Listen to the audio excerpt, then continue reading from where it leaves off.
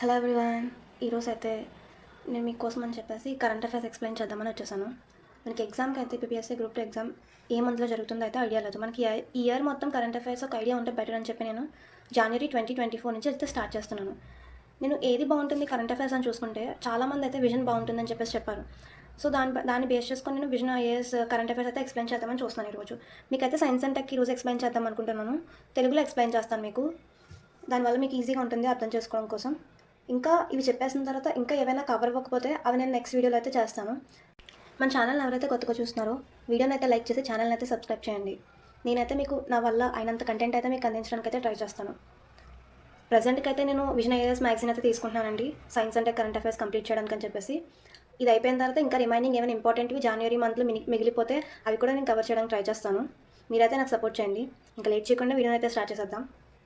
దీంట్లో first current affair వచ్చేసి మనకి ఇక్కడ చూసుకుంటే అనిల్ అని ఇచ్చారు. Anil advanced nuclear energy for enriched life. ఇదొక అమెరికన్ కంపెనీ అండి. అనిల్ అనేది మనకు ఒక ఫ్యూయల్ అనమాట. ఆ ఫ్యూయల్ అనిల్ అని ఎందుకు పేరు పెట్టారంటే మనకి ఇండియన్ సైంటిస్ట్ పేరు మీదుగా మనకి అనిల్ అని చెప్పేసి పెట్టారు. అనిల్ కాకోడ్కర్ ఈయన పేరు మీదుగా మనకి అనిల్ అని పేరు అయితే పెట్టారండి. ఇక్కడ మనకి అమెరికా అంటున్నారు, మనకి ఇండియా రిలేటెడ్ ఏంటని మీకు డౌట్ రావచ్చు. ఇక్కడ ఏంటంటే అసలు అనిల్ అంటే థోరియం యురేనియం మిక్స్ చేసి ప్రిపేర్ చేసిన ఒక ఎన్రిచ్డ్ మెటీరియల్ అండి. ఆ ఎన్రిచ్డ్ మెటీరియలే ఈ రెండింటిని మిక్స్ చేస్తే వచ్చిందే HALEU.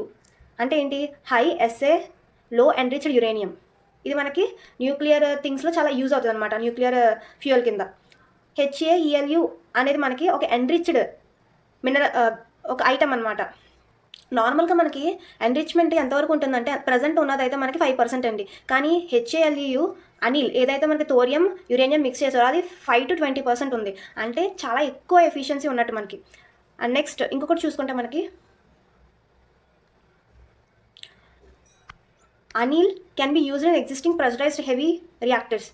ఇక్కడ మనకి మెయిన్ పాయింట్ ఉంది. మనకి ఇక్కడ ఇది ఎందుకు ఇంత ఇంపార్టెంట్గా చెప్పుకోవాలంటే ఇక్కడ చూసారా మనకి existing pressurised heavy water reactors అన్నాడు. మనకి ఈ ప్రెషరైజ్డ్ హెవీ వాటర్ రియాక్టర్స్ మనకి ఇండియన్ న్యూక్లియర్లోనే ఎక్కువగా ఉంటాయి అనమాట. అంటే మనకి ఇది యూజ్ అవుద్ది. ఈ అనిల్ అనే న్యూక్లియర్ ఫ్యూయల్ ఎన్రిచ్మెంట్ లెవెల్ ఎక్కువ ఉంటుంది, 5 to 20% ఉంటుంది. ఇది మనకి న్యూక్లియర్ వేస్ట్ని తగ్గించడంలో అయితే యూజ్ అవుతుంది. అందుకని మనకి ఇది న్యూస్లో ఉంది. ఇది ఇంపార్టెంట్ అనమాట. ఎందుకంటే మనం చూసుకుంటే సైన్స్ అండ్ టెక్ సిలబస్లో సెకండ్ యూనిట్ ఆ టాపిక్ కింద ఇచ్చిన దాంట్లో మనకి ఎనర్జీ కోసం అయితే ఇచ్చారు. అందులో మనకి ఈ న్యూక్లియర్కి వాటికి సంబంధించి ఫస్ట్ దాంట్లో ఇచ్చారు. ఫస్ట్ దాంట్లో ఉంది మనకి, and as well as second దాంట్లో కూడా ఉందండి మనకి. సో మనం ఇదైతే చదవాల్సిందే. సో ఇంపార్టెంట్, అందుకని ఇది ఫస్ట్ స్టార్ట్ చేశాను మీకు. నెక్స్ట్ కరెంట్ అఫైర్ చూసుకుంటే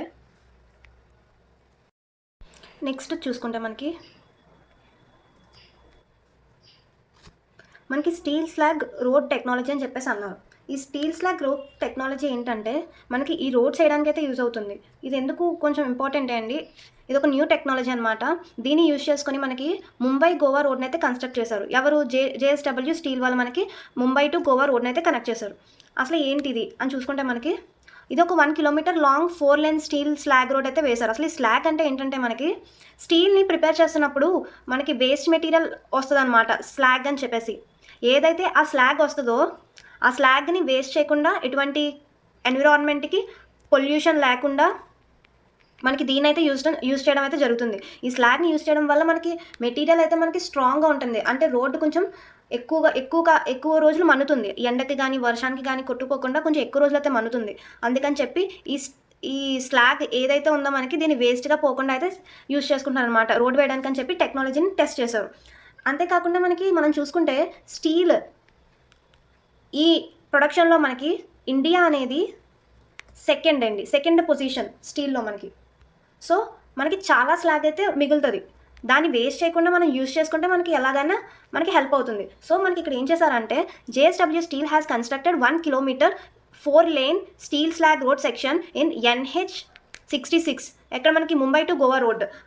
earlier borders roads organisation has also constructed steel slag road in Arunachal Pradesh. మనకి ఇంతకంటే ముందు అరుణాచల్ ప్రదేశ్లో స్టీల్ స్లాగ్ రోడ్ని అయితే కన్స్ట్రక్ట్ చేశారంటండి. స్టీల్ స్లాగ్ రోడ్ని ఎక్కడ మనకి అరుణాచల్ ప్రదేశ్లో అయితే కన్స్ట్రక్ట్ చేశారు. అసలు ఈ ప్రాజెక్ట్ ఏంటి అని మనం చూసుకుంటే ఇది మనకి waste to wealth campaign in India, waste to wealth and clean India campaign ఇది ఒక ఇనిషియేటివ్ తీసుకొచ్చారు మనకి వేస్ట్ నుంచి వెల్త్ని క్రియేట్ చేయడం ఎలా, వేస్ట్ నుంచి మనకి వెల్త్ని ఎలా క్రియేట్ చేయాలి, అంతేకాకుండా ఇండియాని క్లీన్గా ఎలా ఉంచాలి, ఆ వేస్ట్ నుంచి ఊరికినే పడేయకుండా ఎలా యూజ్ అవ్వాలో ఆలోచించి కొన్ని టెక్నాలజీని క్రియేట్ చేసే భాగంగా ఇది ఒకటి క్రియేట్ చేశారనమాట. మనం ఇది ఫాస్ట్గా చూసొచ్చు. మీకు ఇంపార్టెంట్ అయితే చెప్పేసి నీకు రిమైనింగ్ ఫాస్ట్గా చదివేసుకోవచ్చు. Steel slag growth technology is slag generated from steel furnace. Steel slag is non-metallic glassy material. Calcium, it consists of calcium, magnesium, manganese and aluminum silicates oxides in various combinations. During the road construction, steel slag is processed to remove impurities in metal content. These processed steel slag aggregates exhibit superior materials properties compared to natural aggregates. The road includes bituminous and cement, concrete, steel slag sections on both and right and left hand క్యారియజ్ వేస్. ఇదంత important కాదండి, just చదవాలని చెప్పేసి చదివేశాను మీకోసం అని చెప్పి. Next చూసుకుంటే మనకి అసలు దీనివల్ల బెనిఫిట్స్ ఏంటి అని మనం చూసుకుంటే 30% కాస్ట్ సేవ్ అవుతుంది అనమాట. నార్మల్ రోడ్తో కంపేర్ చేస్తే 30% కాస్ట్ తగ్గుతుంది, 30% సేవ్ అయితే చేసుకోవచ్చు. నెక్స్ట్ లైఫ్ స్పాన్ అయితే ఉంటుంది, కొంచెం ఎక్కువ ఉంటుంది. రోడ్ అయితే లైఫ్ స్పాన్ పెరుగుతుంది. ఇంకొకటి చూసుకుంటే మనకి వరల్డ్లోనే మీకు ఆల్రెడీ చెప్పాను సెకండ్ లార్జెస్ట్ ప్రొడ్యూసర్ ఎవరంటే మనకి ఇండియా. వరల్డ్లోనే మనకి సెకండ్ లార్జెస్ట్ ప్రొడ్యూసర్ అండి. నెక్స్ట్ ఇది ఎన్విరాన్మెంటల్ ఫ్రెండ్లీ, ఎందుకంటే మనం ఏదైతే వేస్ట్ వచ్చిందో స్టీల్ని ఫర్నెన్స్ చేయగా ఆ వేస్ట్ని మనం వేస్ట్ అవ్వకుండా ఇంకా కరెక్ట్గా యూజ్ చేసుకుంటాం కాబట్టి గ్రీన్ హౌసెస్ గ్యాసెస్ అయితే మనం రెడ్యూస్ చేయొచ్చు. దాని నుంచి వృధాగా పోయే గ్రీన్ హౌస్ గ్యాసెస్ అలాంటి ఎటువంటి బయటికి రాకుండా ఎన్విరాన్మెంట్కి డ్యామేజ్ చేయకుండా అయితే మనం యూజ్ చేసుకోవచ్చు. అండ్ నెక్స్ట్ ఇది మనకి మనకి ఎస్టీజీ గోల్స్ ఉన్నాయి కదండి, అందులో మన దేని కిందకి వస్తుంది ఇది SDG 9. SDG 9 అంటే ఏంటంటే మనకి promoting resilient infrastructure and sustainable industries. మనకి సస్టైనబుల్ అంటే ఏంటంటే మనం ఎవరికి ఏదైతే రిసోర్సెస్ ఉన్నాయనుకో ఆ వాటిని నెక్స్ట్ జనరేషన్కి వేస్ట్ అవ్వకుండా వేరే జనరేషన్కి ఉంచేలా చేయాలి, అది కూడా ఎన్విరాన్మెంట్ని డ్యామేజ్ చేయకుండా యూజ్ చేయడాన్ని సస్టైనబుల్ అని చెప్పేసి అంటారు. మనకి సస్టైనబుల్ రెసిలియన్స్ ఇన్ఫ్రాస్ట్రక్చర్ అయితే మనము ఈ SDG గోల్ 9 అయితే మనము ఓకే చేసాం, దాన్ని ఫాలో అవుతున్నాం అనమాట. దేన్ని బేస్ చేసుకొని మనం ఇప్పుడు ఈ టెక్నాలజీని ఫాలో అవుతూ దాన్ని కాపాడడానికి అయితే చూస్తున్నాం. ఇంకా చూసుకుంటే దాని బెనిఫిట్స్ టెంపరేచర్ రెసిస్టెన్స్. మనకి ఎక్కువ ఎండలు ఓవర్ 200 degrees Celsius మనకి స్టీల్ అనేది ఎక్కువ టెంపరేచర్ అయితే భరించగలదు. దాని నుంచి వచ్చిన ఈ స్లాగ్ అనేది టెంపరేచర్ రెసిస్టెంట్ అనమాట. డైవర్స్ క్లైమేట్స్లో కూడా దీనికి ఏం అవ్వదు. మనకి ఇదే కాకుండా other eco friendly road construction technologies కూడా ఉన్నాయి. అవి ఏంటో ఫాస్ట్గా చూసేద్దాం. ఒకటి ఫ్లై యాష్ యూటిలైజేషన్, ఇంకొకటి copper slag, geotextile, cold mix technology. ఈ 4 ఇవి కాకుండా other eco friendly road construction technologies. ఇంకా నెక్స్ట్ దానికైతే వెళ్ళిపోదాం. నెక్స్ట్ చూసుకుంటే మనకి బబుల్ బేబీ సిండ్రోమ్. మీకైతే నేను సోది మొత్తం చెప్పదలుచుకోవట్లేదు, డైరెక్ట్గా ఏదైతే ఇంపార్టెంట్ అది చెప్పేద్దాం అనుకుంటున్నాను. ఇక్కడ బబుల్ బేబీ సిండ్రోమ్ అంటే ఇది మనకి చిన్నపిల్లల్లో కనిపిస్తుందండి. ఇదేంటంటే మనకి ఈ disease severe combined immuno deficiency అని కూడా పిలుస్తారు ఈ డిసీజ్ని. ఇదైతే చాలా రేర్ జెనెటిక్ డిసార్డర్ అండి, మనకి చిన్నపిల్లల్లో చాలా రేర్గా కనిపిస్తుంది. అసలు ఏంటో చూద్దాం. ఏ 2 month old girl diagnosed with BBS became the youngest to receive bone marrow transplant. మనకి దీనికి ట్రీట్మెంట్ వచ్చేసి స్టెమ్ సెల్ ట్రాన్స్ప్లాంట్ అండి. ఈ స్టెమ్ సెల్ ట్రాన్స్ప్లాంట్ ఏంటంటే మనకి బోన్ మ్యారో ట్రాన్స్ప్లాంట్ అండి. దాన్ని యూజ్ చేసుకొని తప్ప దీనికి ట్రీట్మెంట్ ఇంకోటి ఏం లేదు. ఇది చిన్నపిల్లలు ఈ మధ్య కనిపిస్తుందంట, మనకి నోట్ అవుతుందని చెప్పేసి న్యూస్లో వచ్చింది. దీనివల్ల మనకి పిల్లలకి అయితే ఇమ్యూన్ డెఫిషియన్సీ అయితే ఉండదు. వైట్ బ్లడ్ సెల్స్ అయితే అందులో మనకి అసలు ఆ పిల్లలకి బ్లడ్ సెల్స్లో అయితే వైట్ బ్లడ్ సెల్స్ అయితే అసలు ఉండవు అనమాట, చాలా తక్కువగా ఉంటాయి, చాలా తక్కువ క్వాంటిటీలో ఉంటాయి. మనకి T cells B cells అనేవి చాలా ఇంపార్టెంట్, లింఫోసైట్స్ అంటారు వాటిని. వైట్ బ్లడ్ సెల్స్లో ఉంటాయి, అవే మనకి ఇమ్యూన్ డెఫిషియన్సీని తగ్గించేసి ఇమ్యూనిటీని పెంచుతాయి ఈ వైట్ బ్లడ్ సెల్స్ అయితే.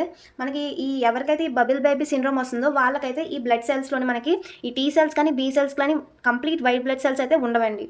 సో మనకి చిన్నపిల్లలు ఇదైతే కనుగొన్నారనమాట. ఇప్పటికే చాలా తక్కువగా వస్తుంది, కాకపోతే ఇది ఒక కొత్త డిసీజ్ అని చెప్పేసి మనకు చెప్తున్నారు. కొత్త డిసీజ్ అంటే మనకి చాలా తక్కువ కనిపిస్తుందని న్యూస్లో వచ్చింది అంతే. నెక్స్ట్ చూసుకుందాం మనం. నెక్స్ట్ చూసుకుంటే మనకి న్యూ ట్రీట్మెంట్ రెజిమ్ ఫర్ లెప్రోసీ. ఇందులో ఇంపార్టెంట్ చెప్పేస్తాను, మొత్తం అంతా ఇంపార్టెంట్ కాదండి. లెప్రోసీ చూసుకుంటే మనం లెప్రోసీని హెన్సెన్ డిసీజ్ అని కూడా పిలుస్తారు. ఇది క్రోనిక్ ఇన్ఫెక్షన్ అనమాట. ఇది బ్యాక్టీరియా వల్ల జరుగుతుంది, ఒక టైప్ ఆఫ్ బ్యాక్టీరియా. మనకి దాని పేరు ఏంటంటే మైక్రో బ్యాక్టీరియం లాప్రే. మనకి ఈ లాప్రే నుంచే లెప్రోసీ అనే వర్డ్ మనకి వచ్చినట్టు మనకు తెలుస్తుంది క్లియర్గా.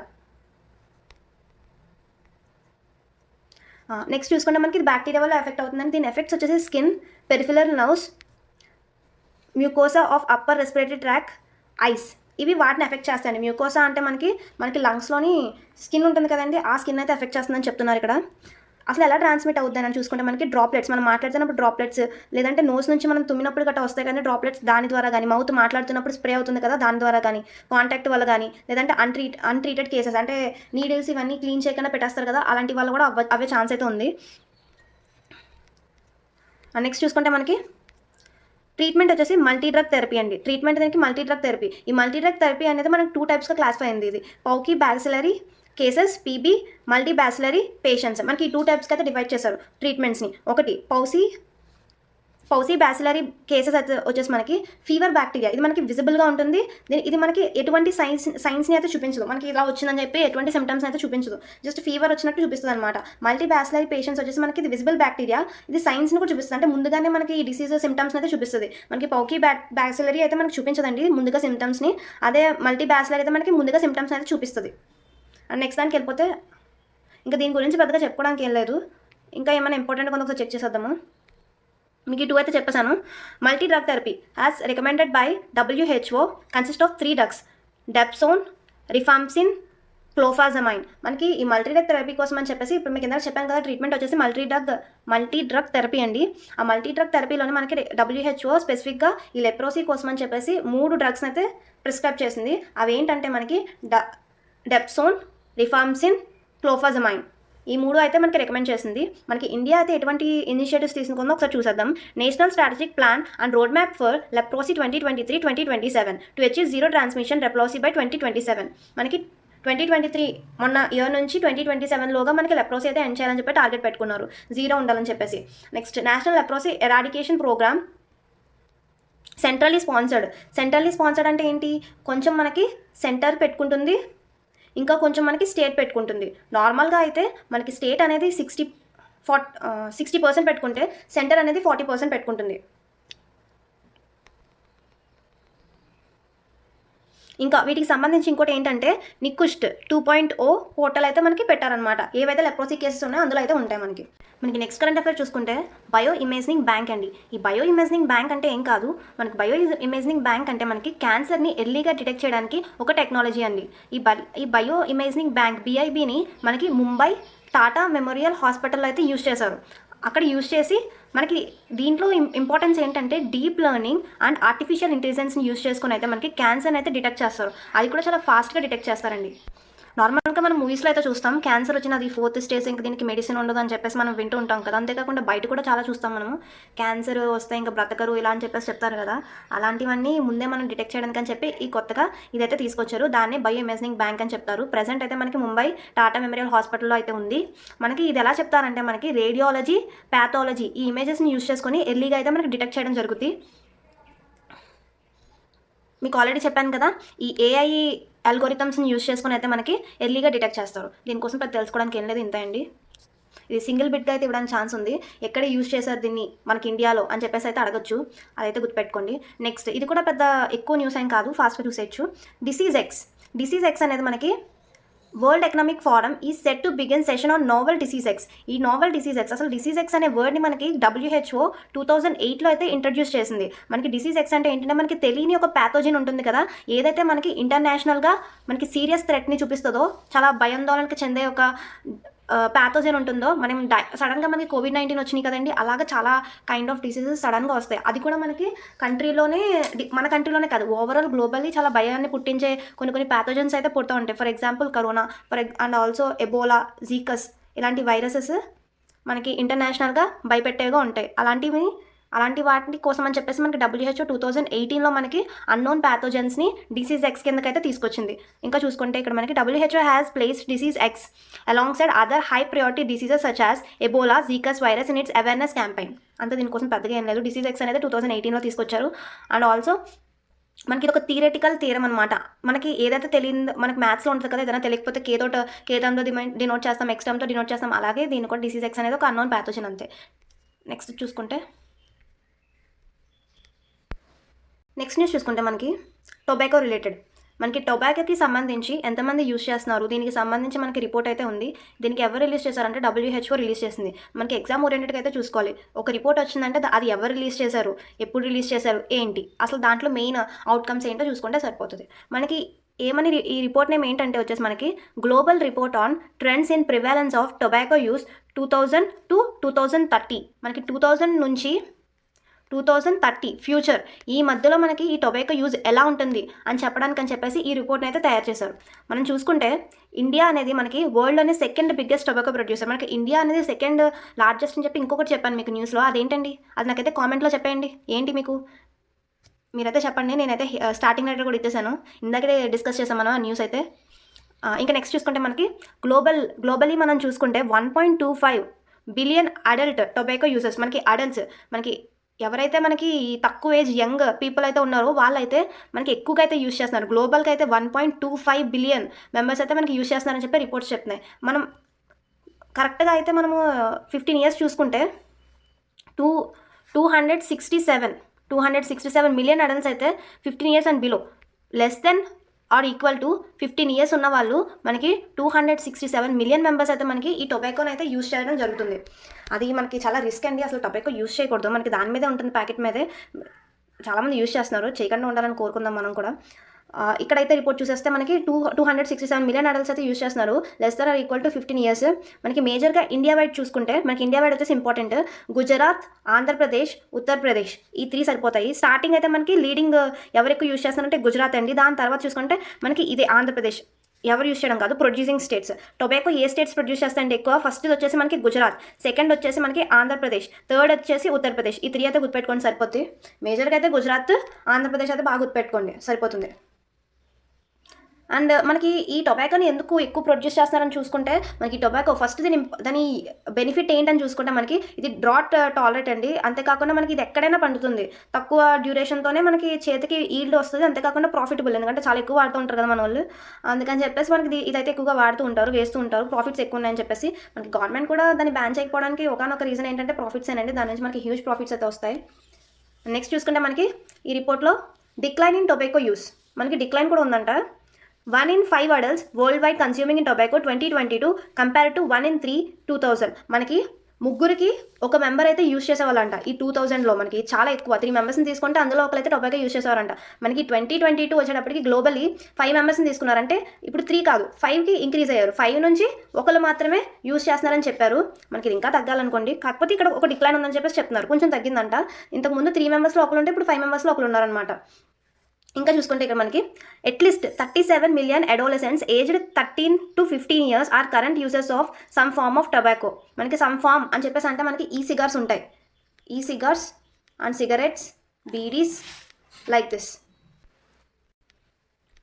మనకి ఇవన్నీ ఇంపార్టెంట్, ఇవన్నీ నెంబర్లో గుర్తుపెట్టుకోవాలంటే ఏమో చెప్పలేమండి, ఎందుకంటే ఈ మధ్య ఎగ్జామ్లో స్టేట్మెంట్ టైం క్వశ్చన్స్ అయితే ఇస్తున్నారు. అందులో అయితే ఇవ్వచ్చు మనకి ఎంతమంది ఇప్పుడు ప్రెజెంట్ ఎంతమందిని తీసుకుంటే ఎంతమంది తీసుకుంటున్నారంటే 5 in 1 అడల్ట్, ఇలాంటి టైప్ క్వశ్చన్స్ని అయితే మనకి ఫ్రేమ్ చేయొచ్చు. స్టేట్మెంట్ వైజ్గా అయితే మనకి ఫ్రేమ్ చేసే ఛాన్స్ అయితే ఉంది. సో ఒకసారి అయితే చదివండి. 37 మిలియన్ అడోలసెంట్స్, మనకి ఎంత ఏజ్ 13 to 15 ఇయర్స్ ఉన్న వాళ్ళైతే యూజ్ చేస్తున్నారు. అందులో మనకి 25 మిలియన్ బాయ్స్ అయితే 12 మిలియన్ గర్ల్స్ కూడా ఉన్నారు ఇక్కడ మనం చూసుకుంటే. ఇంకా నెక్స్ట్ చూసుకుంటే మనకి ప్రతి సంవత్సరం ఇది తాగుతూ మనకి 8 మిలియన్ పీపుల్ అంటే 80 లక్షల మంది అయితే చనిపోతున్నారు మనకి దీన్ని తీసుకోవడం వల్ల ఎవ్రీ ఇయర్.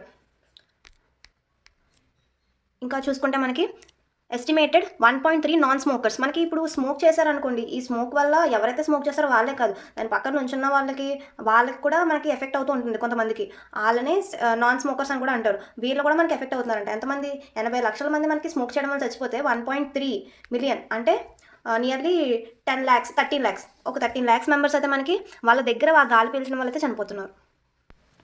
ఇంకా మనం చూసుకుంటే ఈ రిపోర్ట్లో ఈ స్మోకింగ్ వల్ల మనకి 1 trillion ఇంత మనీ అయితే మనకి యాన్యువల్గా లాస్ అవుతుందన్నమాట. ఈ హెల్త్ కేర్లో మనకి ఎక్స్పెండిచర్ చూసుకుంటే ఈ హెల్త్ కేర్ ఎక్స్పెండిచర్లో మనకి వీళ్ళని ఎవరైతే ఈ 8 మిలియన్ పాపులేషన్ అయితే మనకి హాస్పిటల్కి వెళ్తారా, కొంచెం చనిపోయే స్టేజ్లో ఉండి వాళ్ళకి మొత్తం ఎక్స్పెండిచర్ అయితే జరుగుతుంది కదా, ఈ ఎక్స్పెండిచర్ ఇవన్నీ కలుపుకొని మనకి నియర్లీ 1 trillion అయితే మనకి ఎవ్రీ ఇయర్ అయితే వస్తుందన్నమాట. అంటే ఎవ్రీ ఇయర్ దానివల్ల వేస్ట్ అవుతుంది పర్సన్స్కి గ్లోబలీ అని చెప్పేసి చెప్తున్నారు. ఇంకా మనకి ఇండియన్ ఇనిషియేటివ్స్ ఫాస్ట్గా చూసేస్తే ఇండియన్ ఇనిషియేటివ్స్ వచ్చేసి మనకి India's initiatives to control tobacco use, national tobacco control programme, prohibition of electric cigarettes 2019, cigarette and other tobacco products act 2003, national tobacco quit line services.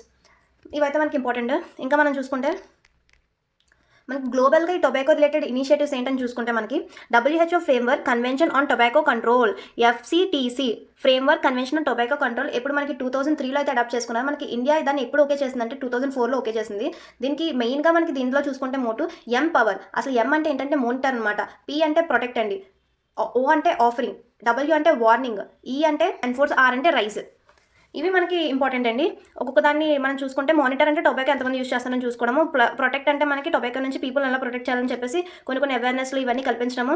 ఇంకా O అంటే ఆఫర్, మనకి help చేయడం, offer అంటే టొబాకోని offer చేయరు, దాన్ని ఎలా మానేయాలని చెప్పేసి హెల్ప్ చేయడానికి అని చెప్పేసి కొన్ని మనకి అవేర్నెస్ ప్రోగ్రామ్లు ఇవన్నీ అయితే కండక్ట్ చేస్తారు హెల్ప్ చేయడానికి అని చెప్పి. ఇది ఎంత డేంజరస్ అయితే మనకి యాడ్స్లో గట్రా చూపిస్తూ ఉంటారు కదా, మూవీస్లో కూడా కింద వస్తూ ఉంటుంది మనకి. అలా అయితే మనకు చెప్తారనమాట warning. Enforce ban on tobacco, మనకి అడ్వర్టైజ్మెంట్స్ ఏవైతే కాల్స్తారో ఇలాంటి స్పాన్సర్షిప్స్ ఇవన్నిటిని బ్యాన్ చేయాలని చెప్పేసి. దీని మీద ట్యాక్సెస్ని పెంచేసి దానివల్ల కాల్చేవారు తగ్గిస్తారని చెప్పేసి గవర్నమెంట్ ఆలోచిస్తుంది. గవర్నమెంట్ అని కాదు, మనకి WHO అయితే థింక్ చేస్తుంది. ఇది దీనికోసం. నెక్స్ట్ దానికి వెళ్ళిపోతే ఇంకా నెక్స్ట్ న్యూస్ చూసుకుంటే మనకి WHO's international classification of diseases 11 ICD-11. మనకి ఇంటర్నేషనల్ క్లాసిఫికేషన్ డిసీజెస్ వచ్చేసి మనకి ఇవి దేనికి రిలేటెడ్ అంటే మనకి ట్రెడిషనల్ మెడిసిన్స్ ఉంటాయి కదా, మనకి ఆయుర్వేద, సిద్ధ, ఉనాని వీటికి సంబంధించండి. మనకి పూర్వీకులు, మన తాతలు, మన ముత్తాతలు ఎప్పుడో పాతకాలం ఏన్షియంట్ టైమ్స్లో మనకి మెడిసిన్స్ అయితే తయారు చేసేవాళ్ళు కదా, అలాంటివండి మనకి. వాటికి సంబంధించి WHO స్పెసిఫిక్గా ICD అని చెప్పేసి ఒక దాన్ని అయితే స్టార్ట్ చేసింది. దాంట్లో అయితే ట్రెడిషనల్ మెడిసిన్స్ ఉంటాయన్నమాట. మనకు ఆల్రెడీ మాడ్యూల్ 1 అనేది రిలీజ్ చేశారు. ఈ మాడ్యూల్ 1 అనేది మనకి చైనా ఉంటుంది కదా, చైనాకి సంబంధించి ఏన్షియంట్ మెడిసిన్స్ ఏవైతే మనకి జపాన్ వాళ్ళు, కొరియా వాళ్ళు అదంతా ఆ సైడ్ చైనా ఒక నాలెడ్జ్ ఏన్షియంట్ ట్రెడిషనల్ మెడిసిన్స్ అయితే ఉంటాయి కదా, వాటిని యూజ్ చేసిన వాటికి సంబంధించి అంతా మాడ్యూల్ 1లో ఇంక్లూడ్ చేస్తే మనకి మాడ్యూల్ 2 ఇప్పుడు మనకి ఈ న్యూస్ చూస్తున్నాం కదా, ఇది మాడ్యూల్ 2 అని చెప్పేసి రిలీజ్ చేశారని చెప్తున్నారు అనమాట. ఈ మాడ్యూల్ 2లో మనకి మెయిన్గా మలేరియా అనే డిసీజ్కి సంబంధించి ట్రీట్మెంట్ని అండ్ ఆల్సో ఇన్సోమానియా అనే దాన్ని మనకి ఇంక్లూడ్ చేశారనమాట. ఇదే ఈ న్యూస్ మొత్తానికి. దీని క్రక్స్ అయితే ఇవేనండి. మనకి ఒకసారి చూసేద్దాం ఫాస్ట్గా. Module 2 of supplementary chapter on traditional medicines conditions under ICD-11 is dedicated to Ayurveda, Siddha, Unani data and terminology. It encompasses more than 500 codes. దీంట్లో అంటే మనకి 500 కోడ్స్ కంటే ఎక్కువ ఉంటాయని చెప్పేసి చెప్తున్నారు. ఆ కోడ్స్ ఏంటంటే మనకి ఎలాగ డిసీజెస్ని క్యూర్ చేయాలి వీటికి సంబంధించి అనమాట, అలాంటివి ఉంటాయి. Infections diseases like malaria, lifestyle diseases like chronic సొమానియా ఇవైతే మనం ఇందాక డిస్కస్ చేశాం కదా, మాడ్యూల్ 2లో ఇంక్లూడ్ చేశారని చెప్పేసి దానికోసం చెప్తున్నారు. ICD is international standard for systematic recording, analysis, interpretation and comparison of mortality and morbidity data. మనకి ICD అనేది మనకి ఏవైతే ఇది ఒక ఇంటర్నేషనల్ స్టాండర్డ్ కింద మనకి WHO అయితే తీసుకొచ్చింది. WHO మనకి ఇంటర్నేషనల్ స్టాండర్డ్గా అయితే మనకి తీసుకొచ్చిందండి. It also includes dedicated chapter on traditional medicines. ఇందాక ఫస్టే చెప్పుకున్నాం మనం, ఇది ట్రెడిషనల్ మెడిసిన్కి అయితే సంబంధించిందని చెప్పేసి. ఫస్ట్ మాడ్యూల్ వచ్చేసి మనకి traditional medicine contains conditions originating in ancient China which is now commonly used in Japan and Korea, etc. ICD came into effect in January 2022. మనకి ICD-11 అనేది January 2022 రీసెంట్గానేనండి. COVID-19 వచ్చిన తర్వాత మనకి WHO అని చెప్పేసి 2019లో వచ్చింది కదా మనకి. అప్పటి నుంచి WHO అనేది కొత్త ఇనిషియేటివ్స్ అయితే లాంచ్ చేయడం జరుగుతుంది. కొత్త ఇనిషియేటివ్స్ అనేది తీసుకొస్తుంది, అందులో ఒకటే ఇది. మనకి సింపుల్గా ఈ ICD ప్రోగ్రామ్ ఏంటని చూసుకుంటే మనకి ఫర్ ఎగ్జాంపుల్ ఒక డిసీజ్ ఉండండి, మనం మలేరియాని తీసుకుందాం. మనకి malaria ancient traditional medicine use చేసుకొని ఎలాగ క్యూర్ చేస్తారు, అదే చైనా అదే మలేరియాని ఎలా క్యూర్ చేస్తారు, లేదు ఈ మలేరియా ఒక దిక్కునే మనకి కనుక్కున్నారనమాట ట్రెడిషనల్ మెడిసిన్, ఎక్కడ ఆఫ్రికాలో ఎక్కడో కనుక్కున్నారనుకోండి, అంటే వాళ్ళు ఎప్పుడో పాత పద్ధతులను యూజ్ చేసుకొని మలేరియాని క్యూర్ చేస్తున్నారు. ఇవన్నీ మనం ఇంటర్నేషనల్గా మనకే కాకుండా మిగిలిన వాళ్ళకి ఒక్కరికి తెలిసి ఉంటాయి కదా, ఇవన్నీ కంబైన్డ్గా తెలుసుకొని ఇంటర్నేషనల్గా వీటిని కంపేర్ చేసుకొని ఏది బాగా యూజ్ అవుతుంది, దీనికి ఇలాంటి డిసీజ్కి ఇలాంటి క్యూరబుల్ మెడిసిన్స్ కూడా ఉన్నాయా అని కనుక్కొని మొత్తం గ్లోబ్ మొత్తం స్ప్రెడ్ చేయాలని చెప్పేసి మనకి ఈ కన్వెన్షన్ కాదు, ఈ ఇంటర్నేషనల్ డిసీజ్ క్లాసిఫికేషన్ ప్రోగ్రామ్ అయితే స్టార్ట్ చేశారు. మనకి ఎవరు WHO అయితే స్టార్ట్ చేసింది. ఇంకా చూసుకుంటే మనకి ఇండియా సైడ్ చూసుకుంటే మనకి మెయిన్గా 2 ప్రోగ్రామ్స్ అయితే ఈ ట్రెడిషనల్ మెడిసిన్స్ కోసం అయితే లాంచ్ చేశారు. ఒకటి నమస్తే. ఈ నమస్తే అనేది ఒక ఎలక్ట్రానిక్ డేటాని స్టోర్ చేసే ఒక పోర్టల్ అండి. National AYUSH morbidity and standardised terminologies electronic portal, దీనే నమస్తే అని చెప్పేసి అబ్రివేషన్ చూసుకుంటాం మనము. ఇది దేనికోసం అంటే మనకి ఆయుర్వేద, సిద్ధ, ఉనాని సిస్టమ్స్ ఆఫ్ మెడిసిన్ ఇప్పుడే కదా మనం చెక్ చేసాం, దానికి సంబంధించి ఇది పోర్టల్. అండ్ ఇంకొకటి చూసుకుంటే మనకి మనకి ఎయిమ్స్ లాగా హిమ్స్ అనమాట. అంటే ఆయుష్ హెల్త్ ఇన్ఫర్మేషన్ మేనేజ్మెంట్ సిస్టమ్. ఇది కూడా హెల్త్కి సంబంధించే మనకి ఇన్ఫర్మేషన్ అనమాట. ఈ 2 కూడా మనకి డిజిటల్ టెక్నాలజీసే. ఇదేమో మనకి చూసుకుంటే ఎలక్ట్రానిక్ పోర్టల్, మనం ఇక్కడ చూసుకుంటే మనకి IT ప్లాట్ఫామ్ అనమాట. ఈ 2 కూడా మనకి హెల్త్ రిలేటెడ్ చూసుకుంటాయి. ఇదైతే మెయిన్గా మనకి ఆయుర్వేద మెడిసిన్ సిస్టమ్స్ ఎలా వర్క్ అవుతాయి వాటికి సంబంధించి ఇన్ఫర్మేషన్ కంటైన్ చేస్తుంది. ఇక్కడైతే manage all functions of health care, delivery systems and patient care in Ayush facilities. ఇంక ఇప్పటికే వీడియో అయితే లెంత్ ఎక్కువైపోయింది. ఇక్కడితో అయితే నేను వీడియోని ఎండ్ చేస్తాను. నెక్స్ట్ వీడియోలో పార్ట్ 2 అయితే కంటిన్యూ చేస్తాను. ఇవైతే నేను మీకు ఆల్రెడీ చెప్పాను కదా స్టార్టింగే. విజన్ ఐఏఎస్ మంత్లీ కంపైలేషన్ అండి. అందులో మనకి science and tech related current affairs నేను తెలుగులో ఎక్స్‌ప్లెయిన్ చేస్తున్నాను. ఫస్ట్ పార్ట్ అయితే అయింది, కంప్లీట్ అయింది. నెక్స్ట్ పార్ట్‌లో అయితే రిమైనింగ్ ఇంపార్టెంట్ న్యూసెస్ అయితే చూద్దాము. ఒకవేళ ఇంపార్టెంట్ కాదు, ఎగ్జామ్‌కి రాదు, సిలబస్‌లో లేదనిపిస్తే ఆ న్యూస్ అయితే నేను చెప్పను. అది డిలీట్ చేసేసి రిమైనింగ్ చెప్తాను మీకు. మీరైతే మీకు ఇలాంటి సీరీస్ ఇంకా కావాలి, మాకు ఇలాంటి కరెంట్ అఫైర్స్ కావాలి జాన్యురీ మంత్ నుంచి నాకు ఎగ్జామ్ వరకు కావాలంటే నాకైతే కామెంట్ చేయండి. నేను ఈ సిరీస్ని అయితే కంటిన్యూ చేస్తాను. ఇవే కాకుండా science and technology, polity, economy, environment also continue చేయడానికి అయితే ట్రై చేస్తాను. వీడియోని అయితే లైక్ చేసి ఛానల్ అయితే సబ్స్క్రైబ్ చేయండి. Thank you. బాయ్.